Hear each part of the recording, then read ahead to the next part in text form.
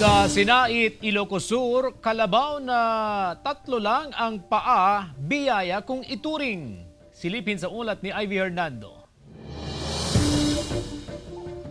Sa unang tingin, tila normal ang alagang kalabaw ni Mang Amando ng Barangay Hordan, Sinait Ilocos Sur. Pero kung bibilangin ang paa, kulang pala ng isa. Tinawag niya itong poxy mula sa salitang Ilocos na pukol, na ibig sabihin kulang ang paa. Baon day kabsat ko day kadwa na nga agtrabaho ti talon ket may isa nga pukol. Ke jaka mo mamno mamati tayo nga naginawan tinuang day tao. Isang taon na si Poxy na nabuo sa pamamagitan ng artificial insemination o AI. Pero paliwanag ng veterinaryo, walang kinalaman ang AI dahil halos pareho lamang ito sa natural mating.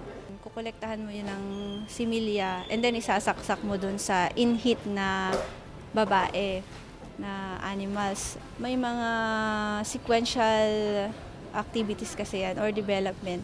Doon nagkakaroon ng error doon sa development niya na nagkukos ng congenital abnormalities or anomalies. Maliban dito, hindi rin nabuo ang reproductive organ ni Poxy.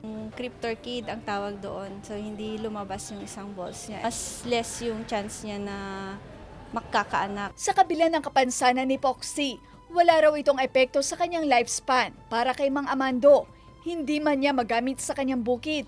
Swerte pa rin ang hatid ng kanilang pambansang hayop na si Poxy. Ado nga ron ti mga ibagbaga mang mga alagaan nyo day ta iso ti mang swerte yo kung kunana kasapay la kung maata agpaypay so ma'am. Kasama si Norman Raka, ako sa Ivy Hernando, naghahatid ng Balitang Amianan.